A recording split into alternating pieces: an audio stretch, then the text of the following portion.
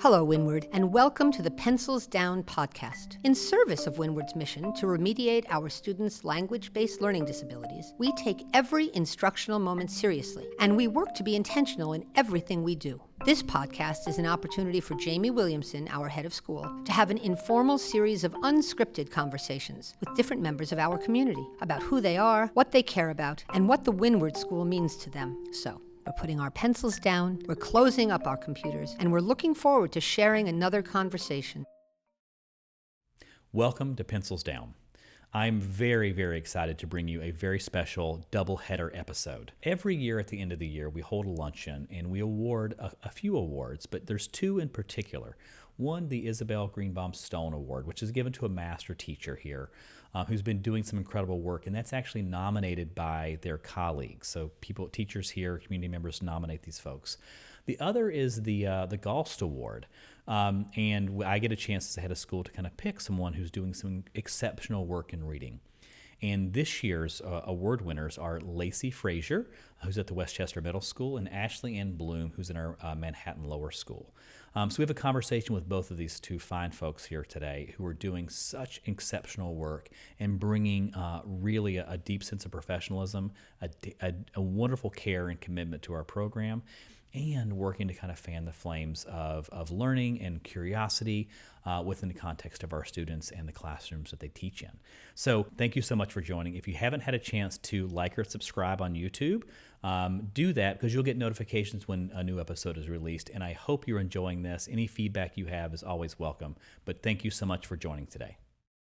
Well, Lacey, I just want to say I am so excited to spend some time with you today. As we thought about conceptualizing the podcast here, this Pencils Down experience, we really wanted to open the pull back the curtain a little bit, if you will, to the community, get a chance to get to know some folks in our community who are doing incredible work. I think last year you received such an incredible accolade from Windward, and really wanted to give a chance to sit down and talk about that award and that experience and what you're doing in the school. Also give you a chance to share a little bit about sort of your journey here, because I love getting a sense of where folks come from.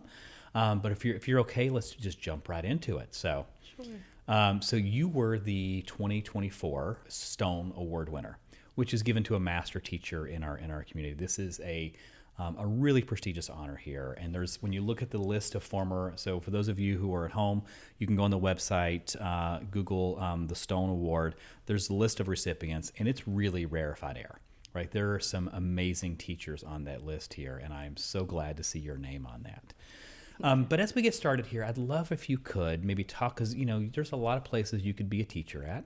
I'm sure you have had a lot of opportunities in your life to go and think about where you might want to spend your career and work. Why Windward? What really drew you to this work here at Windward? Well, when I first graduated with my master's, it was during the recession, so there was a hiring freeze in the city, actually. Yeah. So I looked outside of the city, kind of broadened my scope, and I found Windward. Well, I found Windward on Craigslist, so I feel like funny kind of saying that, but at the it was a very long time ago. Yeah. So now things are a little different, but at the time I wasn't so familiar with Windward. Yeah. But I had just finished my master's in special education, and I was pretty passionate about special education. Yeah. So while I wasn't so familiar, when I saw it, I was pretty intrigued. And after I interviewed, I felt like I really, was interested in the mission and the work. I was, since I wasn't really from the area, I felt like maybe that's why I didn't know so much about it. Yeah. So I took every class they offered, basically, to find out more and sort of familiarize myself with what made it so special. And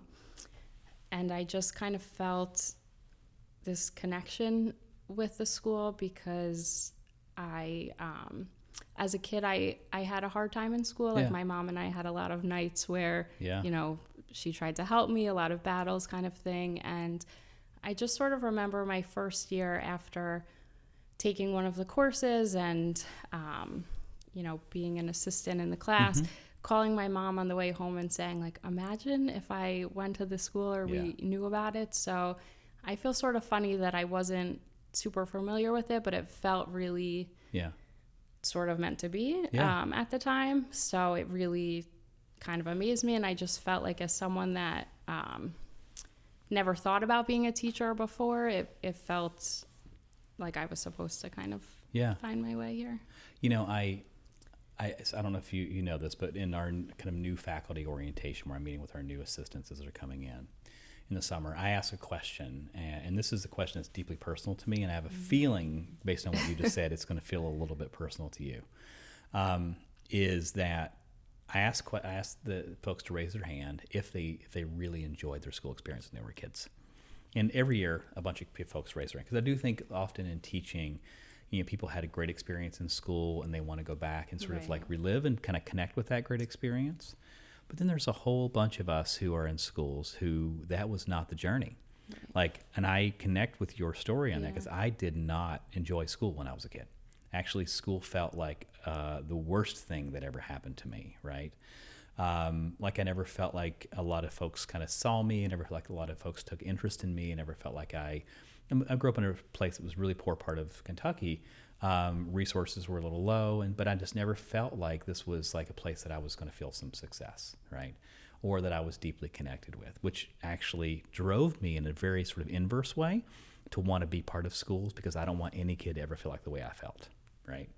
And so I really appreciate you sharing that a little bit, because I think that how your sort of school experience shaped up, how my school experience shaped up, it has to inform our work, right? It really, in that moment, when you're sitting in front of a child, it's hard not to see yourself in kids sometimes. Right. But I also think it's really important for us to not sort of overlay that story and be aware that there are some kids who love school. There are some kids who don't. And how does my story match up with theirs? Or where does it sort of is it a little bit of a rub? And what do I need to think about in the process of making sure I'm showing that kid or, the colleague, a whole lot of love and respect in that space. So, but I really, truly appreciate when folks can actually identify with their kids and not loving school. Yeah. Because I think that is a really common thread that our kids talk about. They didn't feel seen. They didn't feel valued. They didn't feel supported. They didn't feel like they got what they needed from a classroom. So I just really appreciate that. I think it's a really important little bit here. So you last year, so for those of you again at home, so we give out this award, the Isabel Greenbaum Stone Master Teacher Award, which is actually based on in honor of one of our founders.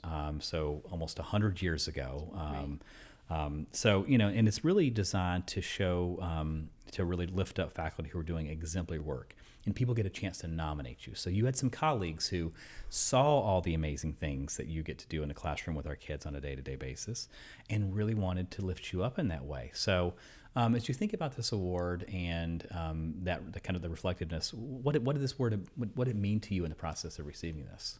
Well, I was very surprised, and it's not one of those things when I teach every day. I'm not thinking about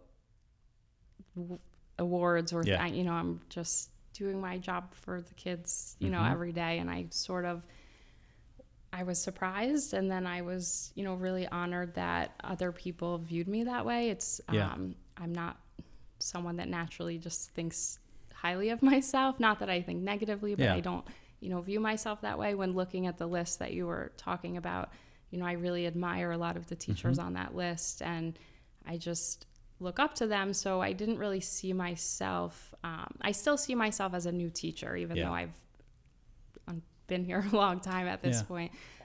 So I just felt, it was a real privilege that other people viewed me that way. I happened to be sitting at the same table as Mr. Eberhard, and when you said it, he was across from me, and I just we made eye contact, and I felt like, wow, I hope he's really proud of this or happy with this decision, because that it's just something that I want other people to feel like, oh, she deserves it, or sort of that imposter syndrome, I guess, a little bit, but it was, it's definitely an honor. It's still hard to kind of think of myself as being on that list with other teachers that I look up to.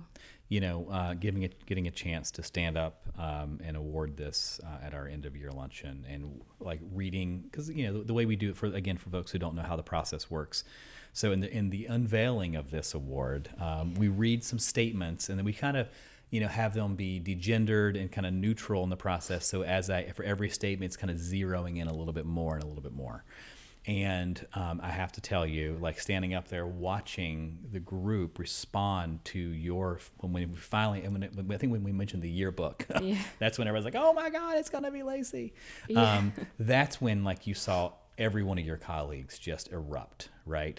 And so I do think it's a well-deserved accolade. I think, and I so appreciate the humility you bring to this conversation and really making it about kids, because I do think that's the right sort of frame to have on this. But just know, like, your colleagues see you, we see you as doing some incredible work, and I really, really, really appreciate that.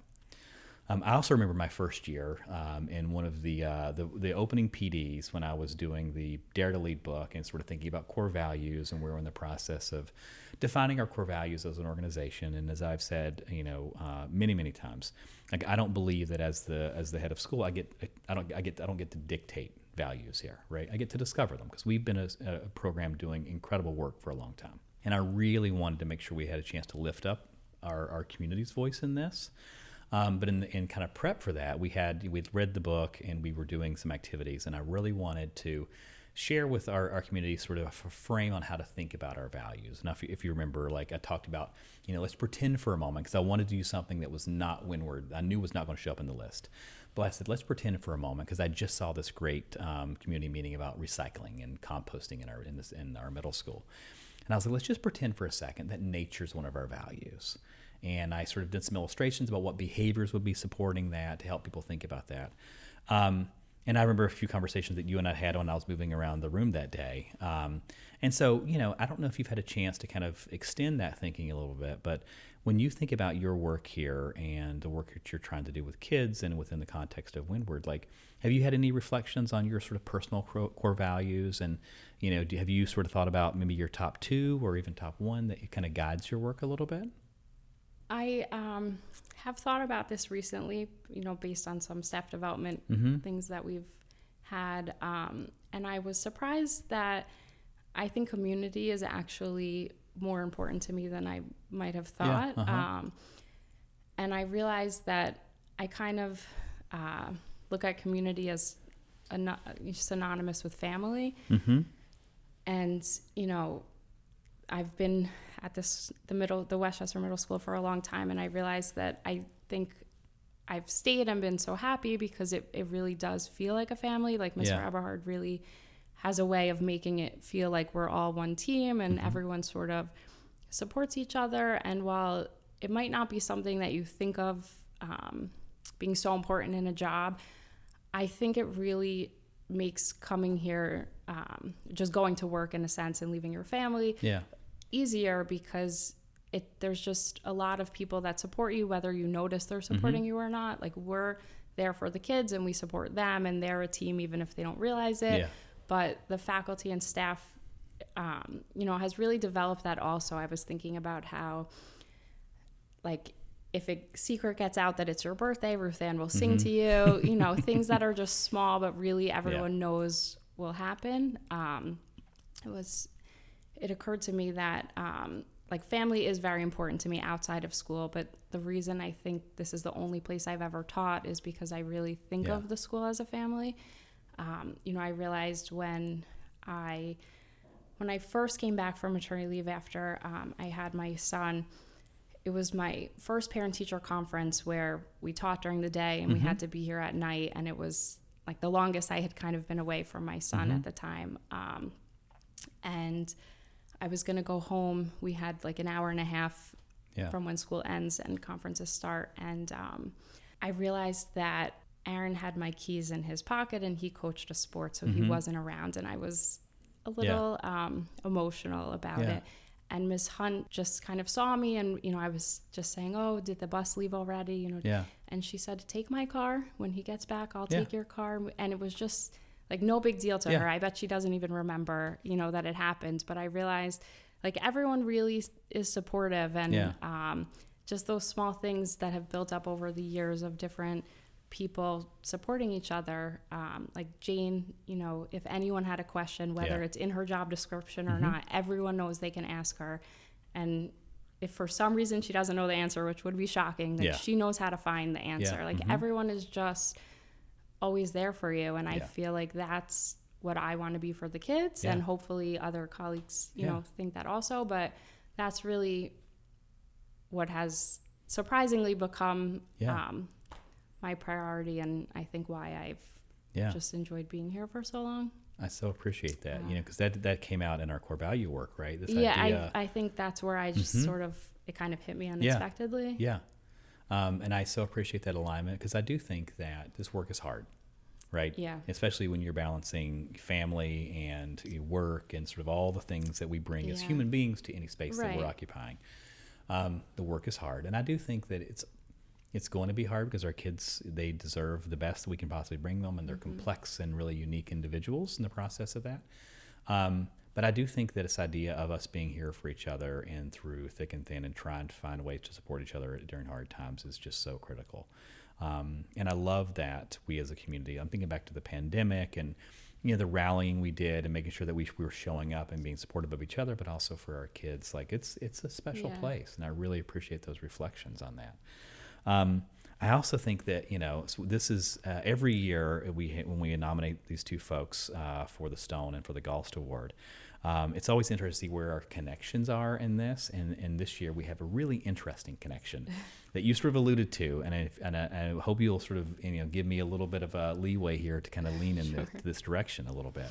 So folks who've started their career here or come in early on and found themselves in a space where they've met a colleague who becomes a little bit more than a colleague, sometimes a best friend, and sometimes maybe a spouse, right? So you have had such a great opportunity here.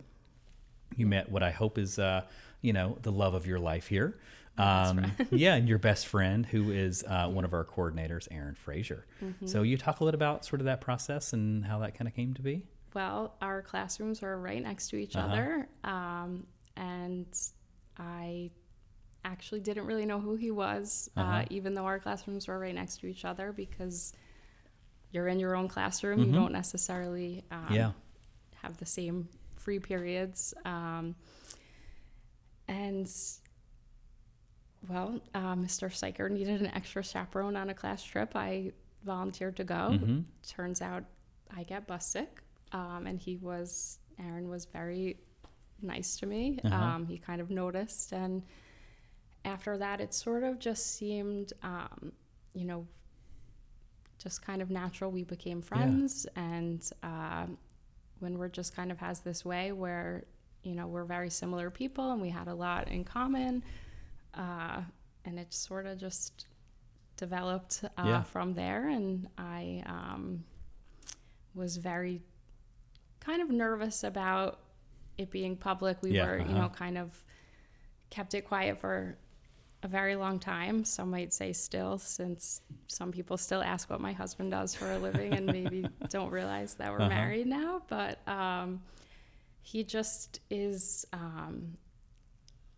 he's just really an amazing person, and we sort of just really connected. And I don't want to say too many great things about him, but I think it just was sort of kind of natural. I kind of view it the way I view how I ended up here, and just felt like, oh, this was meant to be. I sort of felt that way about him. Like, we just had this natural connection, and it might have taken the teacher I assisted at the time, Kathy Sankton, saying to me, you know, that boy likes you. I was a little naive, but when she pointed it out to me, it was just really natural after that. And 12, 13 years later, here we are, and he is very supportive of me. I've been supportive of him, and we sort of have, even though we work together, we don't actually work together. So we, you know, our classes were right next to each other, but we've had very separate careers, which has been nice, so that we can still be our own people, but also support each other at the same time. And there's definitely something nice about someone genuinely understanding what you're going through. If you have a hard day, or even if you have a nice day, kind of like even when you were announcing the Stone Award and I was not aware of that the clues were about me. I was trying to think of who else, you know, and he kept whispering, like, I think it's you. It's, you know, I'm so proud of you. I think it's you. And it was just nice that, you know, to share that with him, really, because it's not very common that the person that you consider your best friend would be there for moments like that. So I do feel lucky that we work together, even though we're married, even though I don't love discussing it. I appreciate you leaning into this. Because I do love how supportive the two of you are of each other. And I love the fact that you've built this beautiful family, 2 wonderful kids in the process of here. So I think it kind of echoes this kind of all-in, super Windward focused, community focused kind of family things that you talked about earlier. So I really appreciate that. Thank you for sharing and being willing to kind of lean into that a little bit. And we'll be dipping into another conversation very similar for our next interview, which I'm very, very excited about as well. If you would, you know, you've been teaching, you know, you've taught language arts for about 12 years, and I know you're kind of doing some different things this year. But if you could maybe talk a little bit about, you know, what you love about teaching, like what really kind of like, what sparks your passion, your love there? I think what I really love about it is the challenge of getting students who might not love school or have had a difficult time in the past to enjoy what they're doing. You know, when we would read books and the kids who don't love to read would be animated about a specific book or about a chapter in a book, you know, at the end of each book, we would rate the books and then we would compare all the books we've read, so they could rate if we'd read 10 books, like what was their favorite, and seeing the kids debate how was that one your favorite when it ended this way, that was awful, like that made the book terrible. So just kind of almost tricking the kids into enjoying themselves, you know, and learning was really something that I enjoyed. The other thing was, you know, I teach 8th and 9th grade, so a lot of the kids have been here a year or two. It's rare that it's their first year when really they're in 8th or 9th grade. So then in the conferences, sometimes the parents will say, you know, I can't believe you read this book with them, or that they wrote this paragraph when they started. You know, it was such a challenge. And those are things as an 8th and 9th grade teacher, I don't really see so much or think about that. It's when parents say that in the conference, you know, see the kids, how far they've come as they're maybe thinking about transitioning out, that has its own kind of impact on me, that I see kids as they kind of transition out as opposed to how they transition in. And I see a lot of confident kids or, you know, kids that have really grown a lot, and you sort of forget where they came from, or they even sometimes forget. So hearing that from the parents is also helps, you know, what we do.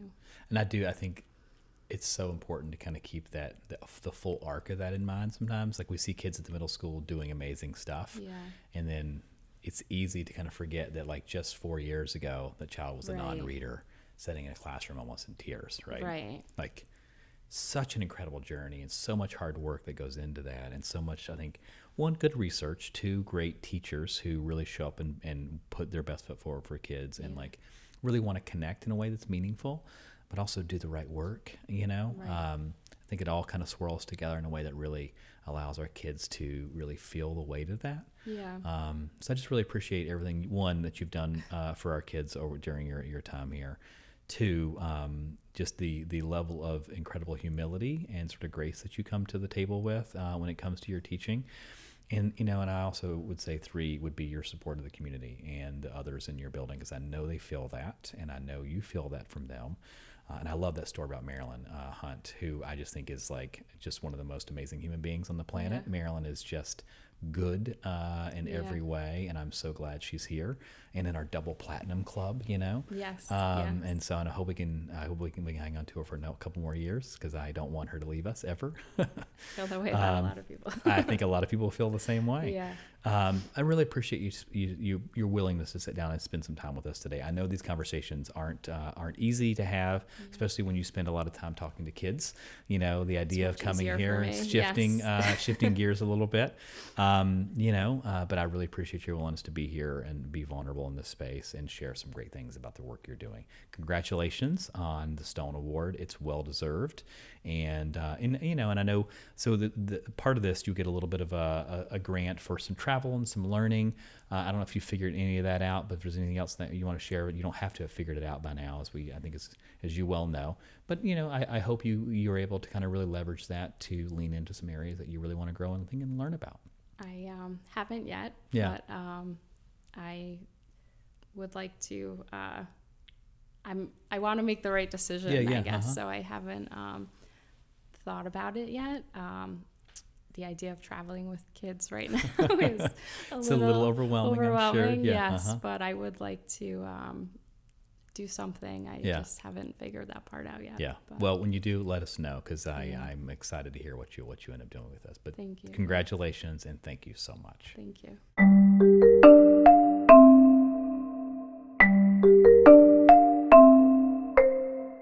Ashley Ann, I am so excited to sit down and have a conversation with you today.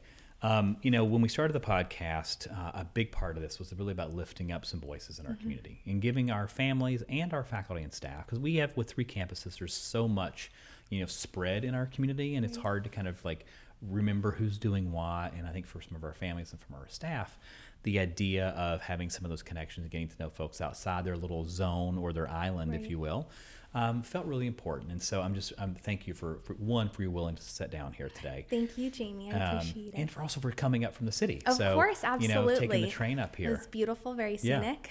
But the reason we're talking to you today, one, is like you're just a great community member, and I think that's a pretty unanimous feeling in the Manhattan campus. But 2, you won a very, very important award last year. Yeah. So every year we identify 2 big award winners from our kind of a reading language arts focus. The Stone Award winner, which was Lacey Fraser, which we talked to Lacey a little bit ago, and you won the Sandi Galst Award. And so I'd love to kind of dig into that just a little bit. But you are such, I've been in your classroom a bunch, and I've got a chance to see you in action with kids. And I think the atmosphere that you create in the classroom and the way you show up for kids is really, truly, especially for our youngest kids, like it's fun, it's exciting, it's dynamic, and I just love seeing you in that space. And I would imagine that you could teach in lots and lots of different places, right? So as we start the conversation, I'd love to just kind of anchor this in the why Windward. What brings you to the work here at Windward? Yeah, absolutely. Well, thank you, Jamie, for having me today. It's been really such a treat to listen to the first couple of episodes, and I think this is just so wonderful for our community, both Windward community and greater community. So thank you for having me. So I am someone that knew I always wanted to be a teacher.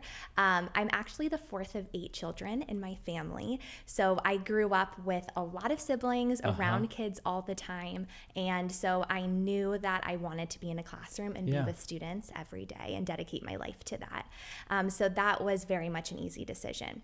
However, I knew that I also wanted to work with a population of learners who needed a little bit more help and had that piece of vulnerability to them. And so when I graduated college and was ready to finally start my teaching career, I thought back to this story that I had heard from one of my parents' friends. And this was back in high school. My parents had a family friend over for dinner, and he was catching up with my parents, sharing that, his son had been diagnosed with dyslexia, and it caused a lot of turmoil, not just for his son, but of course for the whole family. And that's a story that we've heard time and time again, of course, here at Windward. So he said, but it has a happy ending. We found this incredible place just outside of New York City, and it really changed our life.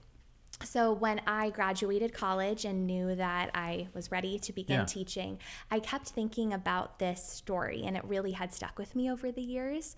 And so I called up my parents' friend, and I said, what was the name of that school? You know, that story really resonated with me, and I've thought about it.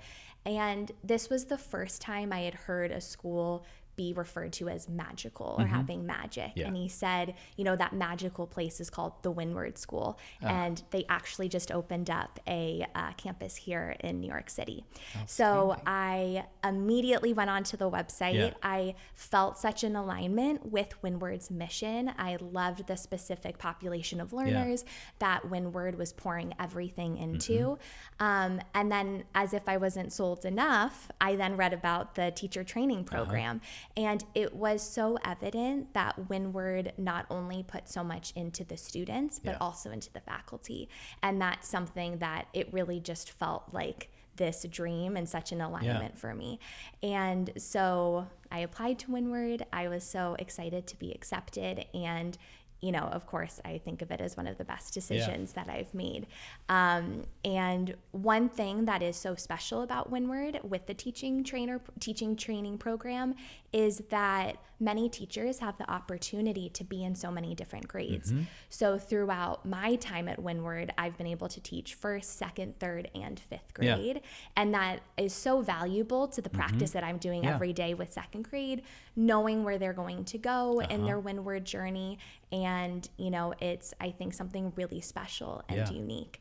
And, you know, I think, though, you know, it really goes back to the mission and what we are trying to do with our students every single day. And I felt that immediate connection just reading the Windward website and then arriving on, you know, in the building for the first time in 2017.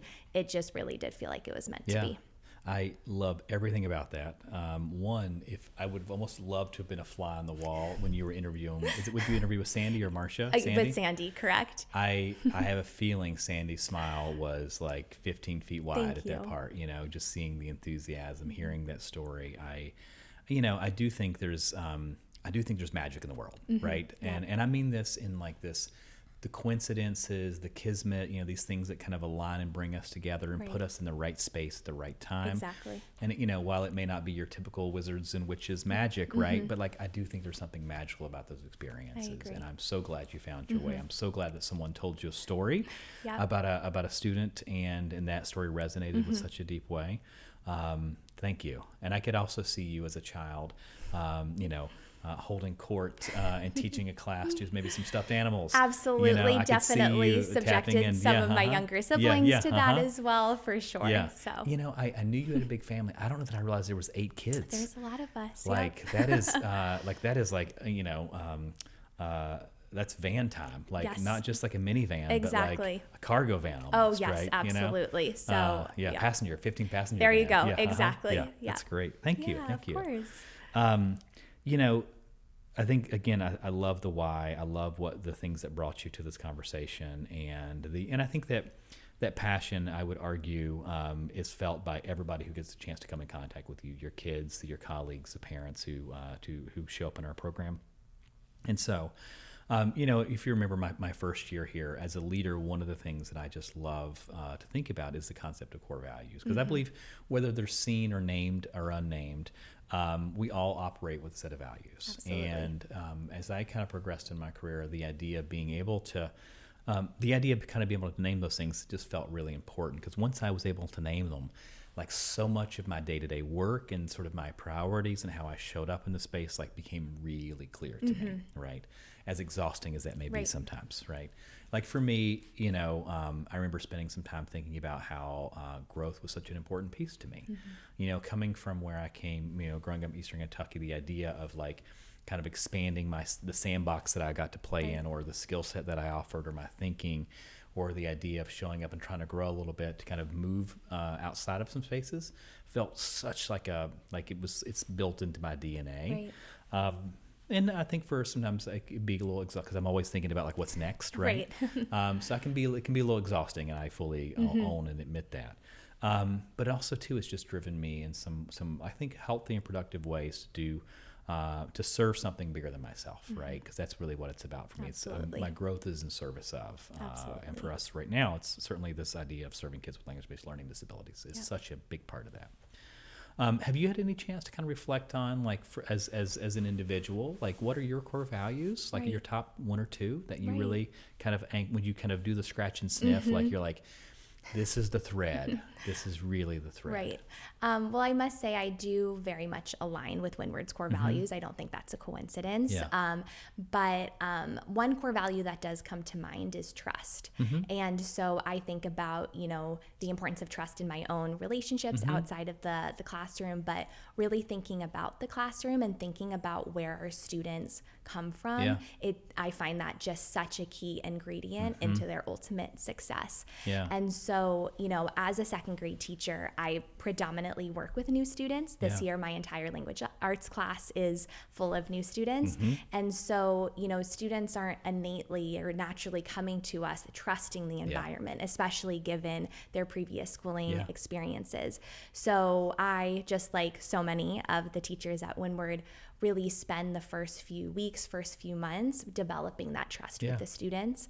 And I think about our fantastic professional developments that we've had and how we've learned about the science and what's happening in the brain when students feel that sense of safety and feel that trust, and how, the world can really open up. And on the flip side of that coin, we know that, of course, if a student doesn't feel safe and doesn't have that trust, then they're not going to be able to learn, let alone flourish in their learning.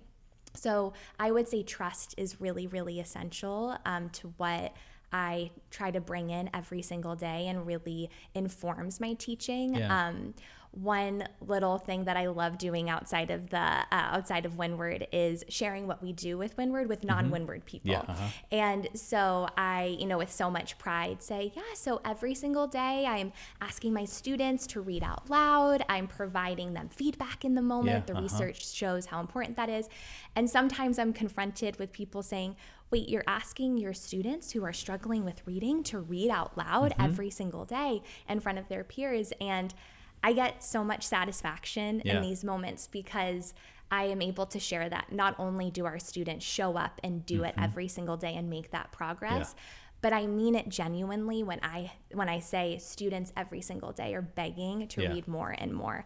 I have one student in my class this year who, without fail, every day goes, yes, when it's his turn to read. And, I think that really comes from the trust that they've built. They know that Windward teachers know how their brains work. They know how they learn. They're in a community with very similar learners. And so it's amazing what opens up when you have that trust. That is one of the things. I'm going to go back to your sort of the word magic for a moment, right?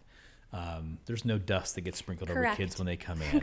But I think the magic is in the whole, right? Sometimes the sum is greater than all of the total of the parts, right?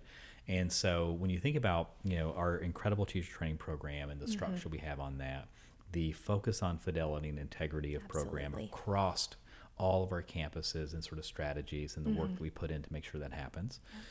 The relationships that get built within the classroom, the safety that gets created by being in a room full of kids who see you and a teacher who sees you. Like, therein lies like one of the most beautiful things, right? Is kids get to show up and have all this work in harmony and in tandem. And you see them raising their hand. You see them volunteering. You see them even when it's hard. I mean, I was in a third grade classroom up here last year with a colleague who was visiting from another LD school, and we're watching this vocab lesson, and they were this was like one of the most kind of impacted third grade groups, right? They were still in their structured readers and their leveled readers. And they were working so hard to get to this text, but they were reading out loud with some confidence and working in that direction. And then they did the vocab lesson to kind of follow up. And they're doing the examples and using a sentence, kind of grounding it. And this kid wants to volunteer a sentence for the word proud. So he raises his hand super high. Like, you could tell he was like, he had some stuff. He had something powerful to share, right? I just didn't know how powerful it was going to be, to be quite frank.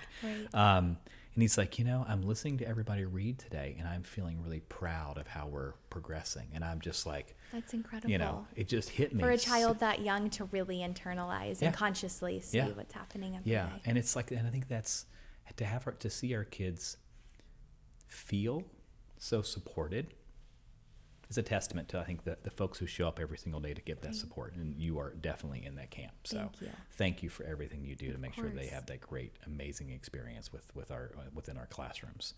And I think that value of trust is, I think about Maslow's kind of hierarchy of needs, right? Yeah. That is that safety and that trusting environment, and knowing that you are there to actually support them, I think does really buoy them through some challenging work, right? Definitely. And how inspiring is that to watch a bunch of kids walk into our door every day and work on the thing that's the hardest for them. It's incredible. That is a beautiful moment. So thanks for being part of that every single day for our second graders in the city. Absolutely. I'm so grateful for that. So you also have, I think, a really a unique Windward story in and of itself in the time you've been here, right?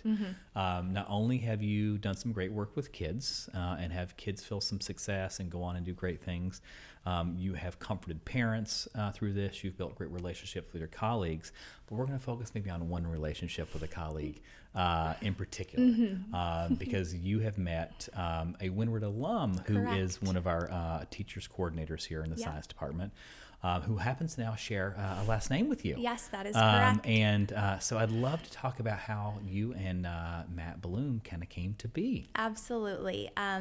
One thing that my parents always told my 7 siblings and me is that if we, go after our calling and follow our dreams, we will just naturally get to surround ourselves with people who share those core values and that similar perspective on life. And I think that's especially true for people who choose to pursue education. And so, when I came to Windward, I wasn't only able to, create so many bonds with colleagues and coworkers and really, share and resonate in what we do every day. But yes, I did meet my now husband, Matt Bloom, and, we started at the same time, and it's been such a joy to see his Windward trajectory. Yeah. He's a phenomenal science teacher. He's a leader in the science department, but really an extra, very special piece is that he is a Windward alum. And truly not a day goes by where he does not say out loud, I am where I am because of Windward. He attributes everything in life, including, his marriage to Windward. And I think that's really amazing. And just one thing I want to say is that working with second graders and these new students every single day and seeing them start their Windward journey, it's really cool to spend the other part of my day with, seeing kind of how that movie ends with Matt and knowing that our students are going to get those tools. They're, going to be okay and not even okay, really be able to thrive. And I look at Matt and he is just so full of possibility and just has such an optimistic outlook on the world. And that's because of Windward. And I know intimately from what he shared, that's not always how he felt as a little kid. And so it's really special being so committed and dedicated to Windward just for what it is and my individual, professional relationship with Windward, but then to be able to intimately appreciate what Windward is able to do with someone I love so much is really incredible. And I love how supportive you are of each other.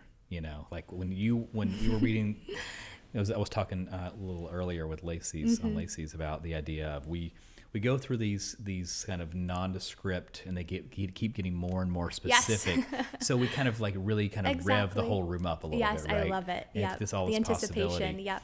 And watching, and it's one of the gifts that I get every year is get a chance to be up there and read this and watch everybody respond to that. It's so fun. And watching Matt in the moment, how excited he was for you was just beautiful. Yeah. And seeing how excited you are for him and his growth and his trajectory, I think the two of you are really such reflections of each other in such a great way. So I just really appreciate the enthusiasm, the commitment, the focus on kids, the humility that you both bring to the work.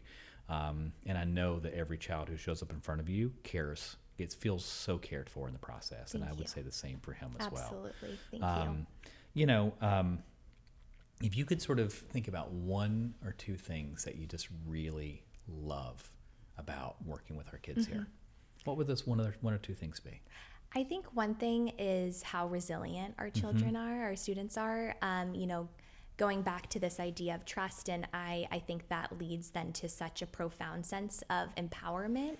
Yeah. And, you know, I see children are typically, I think, believers, and they, you know, kind of wake up every day and have this sense of possibility.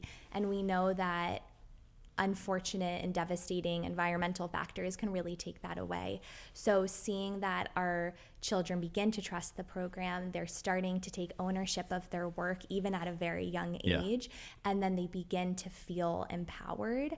And you know, going back to what Matt says every day, he doesn't say, oh, I just, you know, overcome dyslexia and now I'm remediated. He feels better for it. And I think our students, even if in second grade they're not able to say that out loud yet, I see that among our student body, and the resilience and the hard work that all of our students do in our building every single day is really impressive and astounding. And when there have been, you know, non-Windward people coming to observe, you know, a double block of language arts, they say afterwards, they say, that's amazing how much work and attention your students just gave. And that's the thing, you know, like you said, we're not just sprinkling fairy dust and everything, you know, is fine at the end of the day. Our students show up and do the really hard work.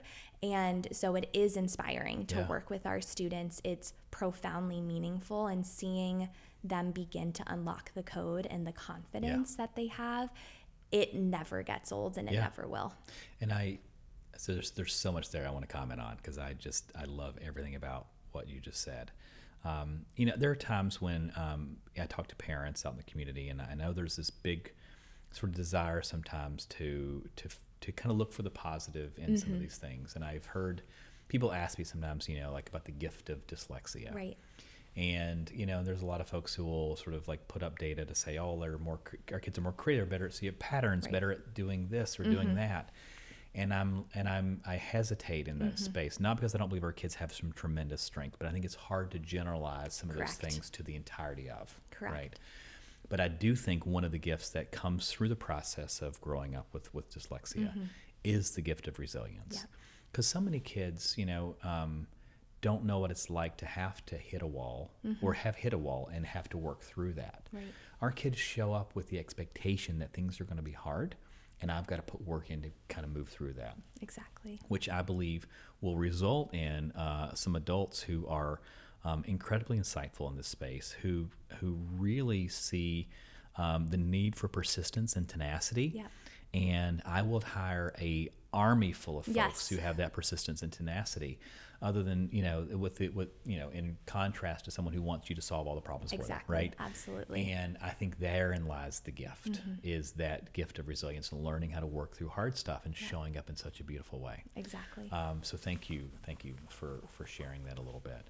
And there was another piece that you had talked about too, just the idea of seeing the whole, because, you know, I think the opportunity here with you and Lacey, Lacey works with our 8th and 9th grade. You work with our 2nd grade, and you know, first through 5th grade, but mostly our 2nd grade.